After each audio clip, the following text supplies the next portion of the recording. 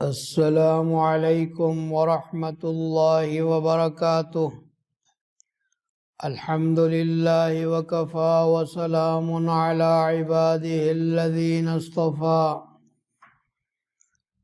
اللہم صل علی محمد وعلی آل محمد کما صلیت علی ابراہیم وعلی آل ابراہیم انک حمید مجید۔ اللہم بارک علی محمد وعلی آل محمد کما بارکت علی ابراہیم وعلی آل ابراہیم انک حمید مجید۔ اللہم انفعنا بما علمتنا وعلمنا ما ينفعنا وزدنا علما۔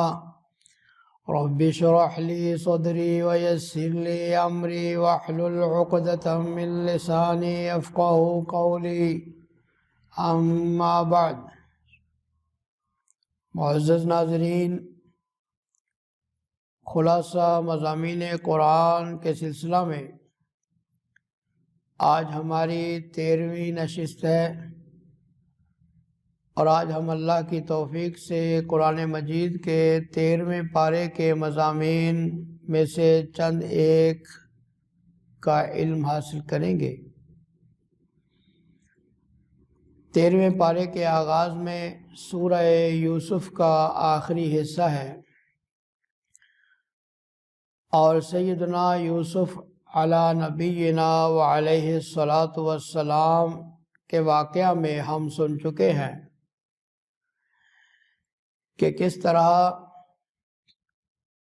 جیل سے نکلنے سے پہلے یوسف علیہ السلام نے اپنے معاملے کی تحقیق کا مطالبہ کیا، اور بادشاہ کی تحقیق کے بعد یوسف علیہ السلام بے گناہ ثابت ہوئے، اور بے گناہ ثابت ہونے کے بعد جیل سے باہر آئے۔ باہر آنے کے بعد اللہ تعالیٰ نے یوسف علیہ السلام کو بلند مرتبہ عطا فرمایا۔ بادشاہ کے ہاں ان کو بڑا منصب عطا کیا گیا، اور آئندہ کے لیے منصوبہ بندی کے طور پر ان کو زمین کے خزانوں کا مالک بنایا گیا، اور اس کا نگران بنایا گیا کہ اگلے 7 سال تک جناب یوسف علیہ السلام اناج کے سنبھالنے پر، اس کے نگہداشت پر مقرر ہوئے، اور پھر اس کے بعد 7 سال گزرنے کے بعد قحط سالی کا دور آیا، اور ہر علاقے کے اندر قحط سالی پھیل گئی، لیکن اللہ تعالیٰ کے فضل و کرم سے مصر کے ملک میں ان کے پاس اتنا وافر غلہ موجود تھا جو کہ نہ صرف اپنے ملک کی ضرورت کے لیے کافی تھا، بلکہ آس پاس کے علاقوں کے لوگ بھی غلہ لینے کے لیے مصر میں آیا کرتے۔ ان آنے والوں میں یوسف علیہ السلام کے سوتیلے بھائی بھی تھے۔ یعقوب علیہ السلام کے بیٹے جب یوسف علیہ السلام کی خدمت میں آئے تو جناب یوسف علیہ السلام نے انہیں پہچان لیا، لیکن وہ یوسف علیہ السلام کو پہچان نہ سکے۔ سارے حالات معلوم کیے، پتہ چلا کہ ان کا ایک چھوٹا بھائی بھی ہے بنیامین، جس کو وہ گھر میں چھوڑ آئے تھے۔ جناب یوسف علیہ السلام نے کہا کہ آئندہ جب تم غلہ لینے آؤ تو اپنے بھائی کو بھی ساتھ لاؤ، تمہیں ایک آدمی کا غلہ زیادہ دیا جائے گا، اور اگر تم نہ لائے تو تمہیں غلہ نہیں ملے گا۔ ساتھ ہی اپنے خادموں سے کہا کہ ان کی جو قیمت ہے غلے کی وہ بھی ان کے سامان میں واپس ڈال دو۔ چنانچہ جب یہ واپس گئے اپنے والد کے پاس پہنچے تو سارا ماجرا بیان کیا، ہمارے ساتھ بھائی کو بھیجے، ہم اس کی حفاظت کریں گے۔ تو یہاں پر ایک جملہ ہے، یعقوب علیہ السلام نے فرمایا حل آمنکم علیہ کما امنتکم علی اخیہ من قبل، کیا میں اس بنیامین کے بارے میں تم پر ایسے ہی اعتماد کر لوں جیسا کہ اس کے بھائی یوسف کے بارے میں نے تم پر اعتماد کیا تھا۔ یہ بڑا ہی دردناک جملہ ہے کہ ابھی تک یوسف علیہ السلام کا دکھ یعقوب علیہ السلام کے دل کے اندر تازہ ہے۔ دیکھا یہ سامان قیمت واپس بھیج دی گئی ہے، خوش ہوئے۔ جناب یعقوب علیہ السلام نے ان سے وعدہ لیا اور قسم لی کہ بغیر کسی ناگہانی آفت کے تم اس کو لے کر واپس میرے پاس ضرور آؤ گے۔ تو جناب یعقوب علیہ السلام کے یہ بیٹے بنیامین کو لے کر اگلی دفعہ جب یوسف علیہ السلام کے پاس پہنچے تو جناب یوسف علیہ السلام نے بنیامین کو اپنے پاس روکنے کے لیے ایک تدبیر کی کہ وہ قیمتی پیمانہ جو کہ بادشاہ کی طرف سے مقرر تھا، جس کے ساتھ غلے کو ماپا جاتا تھا، تولا جاتا تھا، تو وہ بنیامین کے غلے کے اندر، اس کے بورے کے اندر اس کو چھپا دیا گیا اور پھر اعلان کیا گیا ایتھا العیر انکم لسارقون۔ جب یہ واپس جا رہے تھے، اے قافلے والو تم تو چور ہو۔ کہنے لگے کیا چوری ہوا؟ کہا یہ پیمانہ تھا۔ کہنے لگے ہم چور نہیں ہیں۔ کہا اگر تم چور نکلے تو سزا کیا ہوگی؟ کہا سزا یہ ہوگی کہ جس کے سامان میں وہ پیالہ نکل آئے اس کو غلام بنا لیا جائے گا، روک لیا جائے گا، ہم ایسے ہی سزا دیتے ہیں چوری کرنے والوں کو۔ چنانچہ بنیامین کے بورے میں سے وہ جو پیمانہ تھا وہ نکل آیا، تو اس طرح ان کو وہاں پر روک لیا گیا۔ چنانچہ اس کے بعد جب یہ خبر بنیامین کے رکنے کی یعقوب علیہ السلام تک پہنچتی ہے تو ان کا دکھ اور زیادہ تازہ ہو جاتا ہے۔ اللہ کہتے ہیں وَتَوَلَّى عَنْهُمْ وَقَالَ يَا أَسَفَ عَلَى يُوسُف وَابْيَضَّتْ عَيْنَاهُ مِنَ الْحُزْنِ فَهُوَ كَظِيمٌ۔ اب آپ غور کریں کہ اس دفعہ قوم بنیامین ہوئے ہیں، لیکن یعقوب علیہ السلام کا جملہ کیا ہے؟ یا اسف علی یوسف، ہائے افسوس یوسف کو یاد کر رہے ہیں۔ یوسف کا درد، یوسف کا دکھ یعقوب علیہ السلام کے دل میں بہت زیادہ تھا، اور فرمایا کہ اتنا زیادہ دکھ تھا وَبْيَضَّتْ عَيْنَاهُ مِنَ الْحُزْنِ، ان کی آنکھیں غم کی وجہ سے، دکھ کی وجہ سے رو رو کے سفید ہو گئی تھی، بے نور ہو گئی تھی۔ تو لیکن اس کے باوجود یعقوب علیہ السلام، دیکھیں یہ واقعہ یوسف کا کتنا بڑا سبق ہے۔ دوبارہ بیٹا گم ہو رہا ہے اور دوبارہ یعقوب علیہ السلام کی زبان سے جملہ نکل رہا ہے فَصَبْرٌ جَمِيلٌ، میں صبر کروں گا، احسن طریقے، اچھا صبر، جمیل صبر، پیارا صبر، ایسا صبر جس کے اندر کوئی واویلا نہیں، ایسا صبر جس کے اندر کوئی شکوہ نہیں، لوگوں کے سامنے کوئی شکایتیں نہیں، ایسا صبر کہ جس میں کسی کو ملامت کرنا نہیں، فصبر جمیل، میں صبر کر کے دکھاؤں گا۔ اور شکایت کس کے آگے کروں گا؟ انما اشکو بثی وحزنی اللہ، میں اللہ کے سامنے اپنے غم کو پیش کروں گا، اپنی تکلیف کو اللہ کے سامنے پیش کروں گا، اپنی شکایتیں اللہ کے سامنے رکھوں گا۔ آج دیکھیں ہمیں تکلیفیں آتی ہیں، ہمیں دکھ آتے ہیں، ہم دنیا والوں کے سامنے روتے ہیں، ہم دنیا والوں کے سامنے چلاتے ہیں، چیختے ہیں، گڑ گڑاتے ہیں۔ اتنا ہم رونا اگر اپنے رب کے سامنے کریں اور اس کے سامنے ہم تنہائی کے اندر گڑ گڑائیں اور اس کے سامنے سجدہ ریز ہو کے اس سے مدد مانگیں تو اللہ تعالیٰ مدد کرنے پر قادر ہے۔ جس طرح اللہ نے یعقوب علیہ السلام کی مدد کی، کہا میرے بیٹو جاؤ، اللہ کی رحمت سے نا امید نہ ہو، لا تیأسوا من روح اللہ، اللہ کی رحمت سے نا امید نہ ہو۔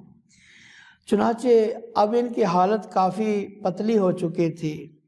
اس دفعہ جب یہ یوسف علیہ السلام کے پاس آئے تو کہنے لگے مسنا و اہلنا الضر، اے عزیز ہمیں ہمارے گھر والوں کو بڑی تکلیفیں آ گئی ہیں، بڑے فاقے ہیں، تنگیاں ہیں بڑی۔ وجئنا ببضاعۃ مزجاہ، تھوڑی سی قیمت ہمارے پاس ہے جو ہم لے کر آئے ہیں۔ فاوف لنا الکیل، ہمیں پورا غلہ بھی تول کر دیں، وتصدق علینا، اور ہم پر صدقہ بھی کریں۔ ان اللہ یجزی المتصدقین، اللہ صدقہ کرنے والوں کو بڑا اچھا بدلہ دیتا ہے۔ غور کریں، آپ ان کی مفلوق الحالی کا اندازہ کریں اور یوسف علیہ السلام کی شان اور ان کی عزت کا اندازہ کریں۔ یہ وہی بھائی ہیں کہ جنہوں نے چاہا تھا کہ یوسف راستے سے ہٹا دیے جائیں اور ان کو وہ مرتبہ و شان نہ ملے اور ہمیں مل جائے۔ آج اللہ تعالیٰ نے وہ وقت دکھایا ہے کہ یوسف علیہ السلام مصر کے تخت پر بیٹھے ہیں اور یہ اپنی مفلوق الحالی کا تذکرہ ان کے سامنے کر رہے ہیں، اپنی بھوک کا، اپنے فاقے کا، اپنے افلاس کا، اور پیغمبر کے بیٹے ہیں اور یوسف علیہ السلام سے کہہ رہے ہیں کہ ہمیں صدقہ بھی دے دو، ہمیں خیرات بھی دے دو، ہمیں جو ہے وہ خیرات دو، اللہ تمہیں جزا دے گا۔ اللہ اکبر۔ یوسف علیہ السلام نے جب ان کی اس حالت کو دیکھا، ان کے زبانوں سے نکلنے والے جب یہ جملے سنے اور دیکھا کہ میرے بھائی اس حالت میں ہے، تو یوسف علیہ السلام نے پھر اپنے آپ کو ظاہر کرنے کا فیصلہ کر لیا۔ فرمایا هل علمتم ما فعلتم بیوسف واخیہ اذا انتم جاہلون، اچھا یہ بتاؤ کیا تمہیں کچھ یاد ہے کہ تم نے یوسف اور اس بھائی کے ساتھ کیا کیا زیادتیاں کی تھیں جب تم بے علم تھے، جاہل تھے؟ یاد ہے کچھ؟ اللہ اکبر۔ ان کا تو دماغ پلٹ گیا، سوچ تبدیل ہو گئی۔ یہ عزیز مصر ہے اور یوسف کہاں کنواں، کہاں مصر کا تخت۔ کہنے لگے اِنَّکَ لَأَنْتَ یوسف، کیا آپ ہی یوسف ہیں؟ قَالَ أَنَا يُوسُفُ وَهَذَا أَخِي، کہا ہاں میں یوسف ہوں، یہ ہے میرا بھائی بنیامین، میں یوسف ہوں۔ اللہ اکبر۔ اللہ نے ہم پر بڑا احسان کر دیا ہے۔ اور یہاں پر بھی سورہ یوسف کا ایک نچوڑ ہے۔ اللہ تعالیٰ کے اللہ فرما رہے ہیں، یوسف علیہ السلام فرماتے ہیں اِنَّهُ مَن يَتَّقِ وَيَصْبِرْ فَإِنَّ اللَّهَ لَا، یہ اتنا مقام مجھے کیوں ملا، یہ مشکلیں کیوں دور ہوئیں؟ دو کام تھے، ایک تقوی، ایک صبر۔ جو تقوی اختیار کرتا ہے، اللہ کا نافرمان نہیں بنتا، گناہگار نہیں ہوتا مشکلوں میں، اور صبر کرتا ہے، اللہ تعالیٰ ایسے محسنین کے اجر کو ضائع نہیں کرتا۔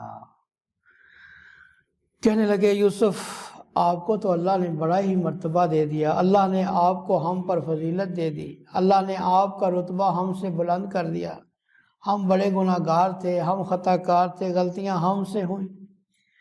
یوسف علیہ السلام نے فرمایا لا تثریب علیکم اليوم یغفر اللہ، اللہ تمہیں معاف کرے، میں کوئی بدلہ نہیں لوں گا، میں تمہیں کوئی سزا نہیں دوں گا، تمہاری زیادتی کے بدلے تم پر زیادتی نہیں کروں گا، اللہ تمہیں معاف کرے۔ اللہ اکبر، یوسف علیہ السلام کتنا بڑا حوصلہ ہے، کتنی بڑی برداشت ہے۔ تو کہنے لگے کہ یہ میری قمیض لے جاؤ اور میرے والد کے چہرے پر اس قمیض کو ڈالنا، اس کی آنکھوں کی روشنی واپس آ جائے گی۔ اللہ اکبر۔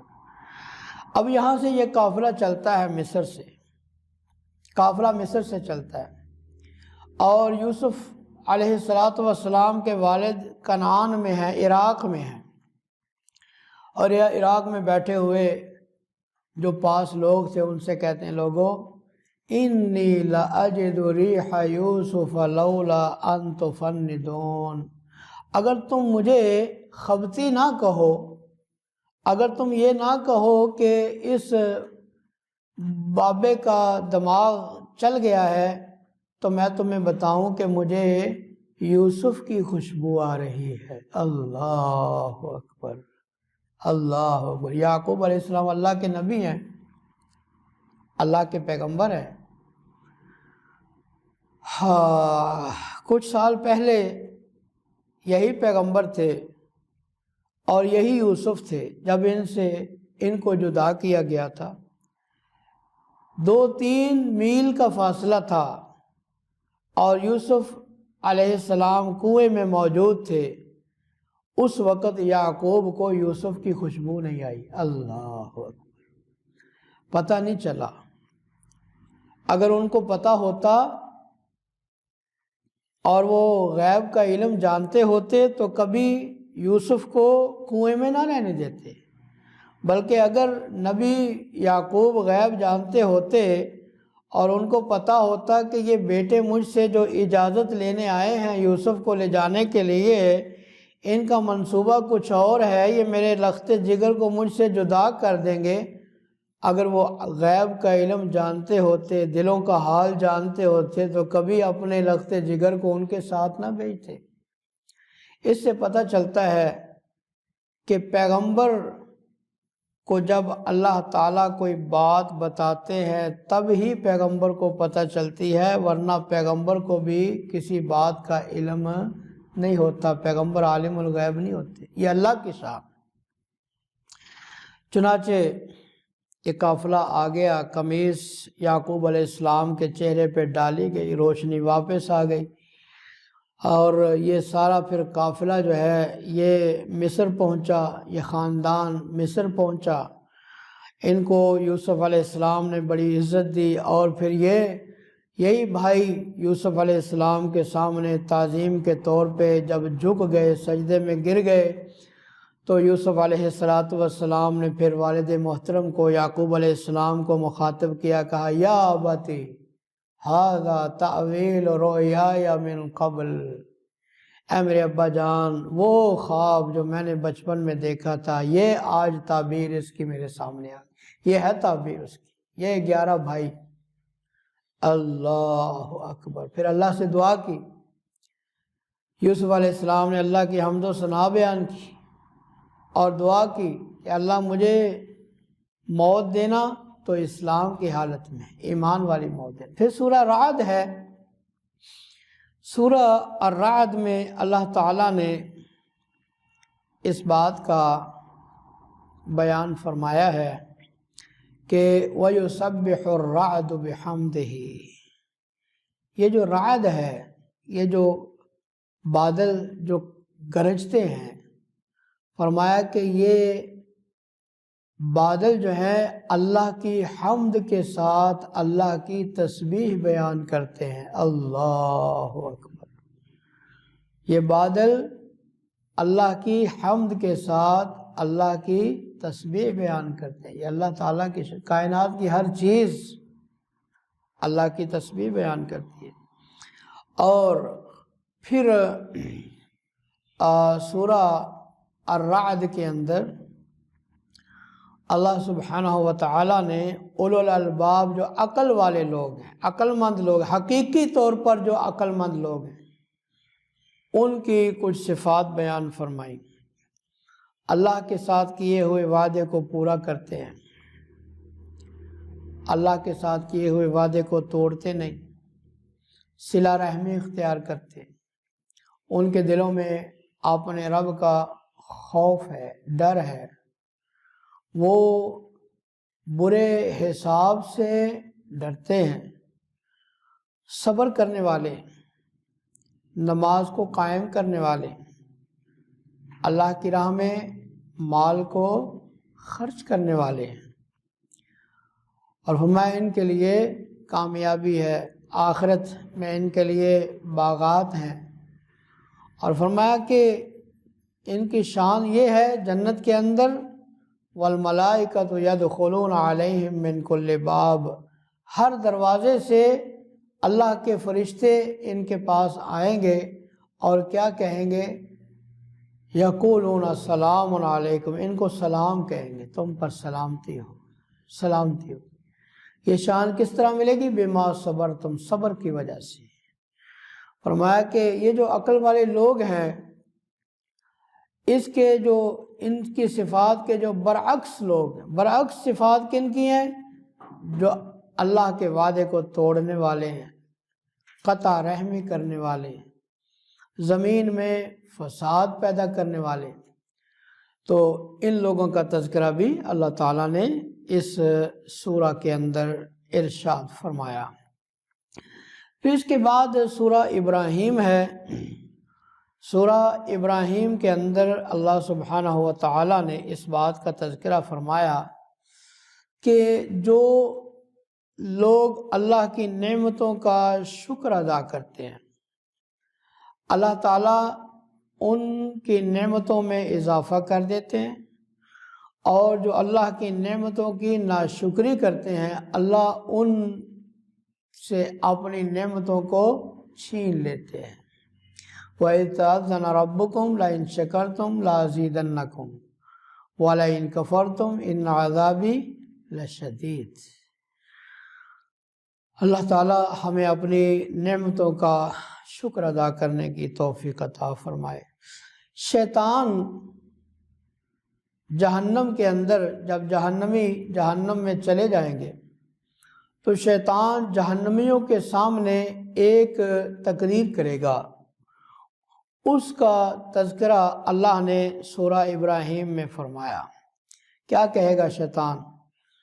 ان اللہ وعدکم وعد الحق ووعدتکم فاخلفتکم، اللہ نے تم سے جو وعدہ کیا تھا وہ سچا تھا، اور میں نے جو تم سے وعدہ کیا وہ جھوٹا تھا۔ اللہ اکبر۔ آج دیکھیں نا، اللہ تعالیٰ کے وعدوں پر ہمیں آج یقین نہیں، اور شیطان جو چیزیں ہمارے لیے مزین کرتا ہے ہم اس کے پیچھے چل رہے ہیں۔ لیکن جہنم میں شیطان کیا کہہ رہا ہے؟ اللہ نے جو وعدہ کیا تھا وہ سچا تھا، اور میں نے جو وعدہ کیا تھا وہ جھوٹا تھا۔ وَمَا كَانَ لِي عَلَيْكُمْ مِنْ سُلْطَانٍ إِلَّا أَنْ دَعَوْتُكُمْ فَاسْتَجَبْتُمْ لِي، میرا تم پر تسلط اتنا ہی ہے، یا یوں کہہ لیں میرا جرم اتنا ہی ہے، میں نے تمہیں دعوت دی، تم نے میری دعوت قبول کر لی، میں نے تمہیں جہنم کی دعوت دی، تم نے مان لی، تم نے اپنی مرضی سے میری دعوت مانی ہے، میں نے کوئی تم پہ ظلم نہیں کیا، میں نے تمہیں مجبور تو نہیں کیا تھا، میں نے تمہیں بلایا تھا، تم آ گئے۔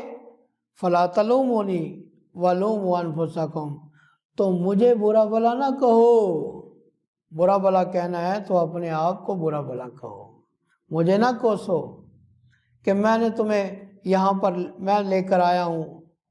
آج دیکھیں نا، دنیا کے اندر بھی بہت سارے لوگ ہم دیکھتے ہیں کہ تکلیف آ جائے یا کوئی غلطی ہو جائے تو شیطان کی طرف اس کو منسوب، شیطان نے ایسے کروا دیا، کہتے ہیں نا کہ ہنسی آتی ہے مجھ کو حضرت انسان پر، فعل بد تو خود کرے لعنت کرے شیطان پر۔ ہر بات کے اندر شیطان نے ایسے کر دیا، شیطان نے یوں کر دیا، شیطان کی وجہ سے ایسے، نہیں، جہنم میں کیا کہہ رہے شیطان؟ مجھے برا بھلا مت کہو، اپنے آپ کو کہو، تم اپنی مرضی سے آئے تھے۔ ما انا بمصرخکم وما انتم بمصرخیش، نہ میں تمہیں اللہ کے عذاب سے چھڑا سکتا ہوں، نہ تم مجھے چھڑا سکتے ہو، نہ میں تمہاری مدد کر سکتا ہوں، نہ تم میری مدد کر سکتے ہو، دونوں، میں بھی جہنم میں ہوں، تم بھی جہنم میں ہو۔ انی کفرت بما اشرکتمون من قبل، اس سے پہلے جو تم نے مجھے شریک کیا تھا، میں آج اس کا انکار کرتا ہوں۔ انکار کر دے گا یہ ظالم۔ تو اللہ تعالیٰ سے دعا ہے کہ دنیا میں اللہ ہمیں شیطان کے ہتھ کنڈوں سے بچنے کی توفیق عطا فرمائے۔ ابراہیم علیہ السلام کی اس مشہور دعا کا ذکر ہے جو انہوں نے بیت اللہ کے پاس اس وقت کی تھی جب کہ وہ مائی ہاجر اور اسماعیل علیہ السلام کو یہاں پر چھوڑ کر گئے تھے۔ اے اللہ، میں اپنی اولاد میں سے کچھ کو تیرے گھر کے پاس چھوڑ کر جا رہا ہوں تاکہ یہ نماز قائم کریں، لوگوں کے دلوں کو ان کی طرف مائل فرما، ان کو رزق، پھلوں کا رزق عطا کر۔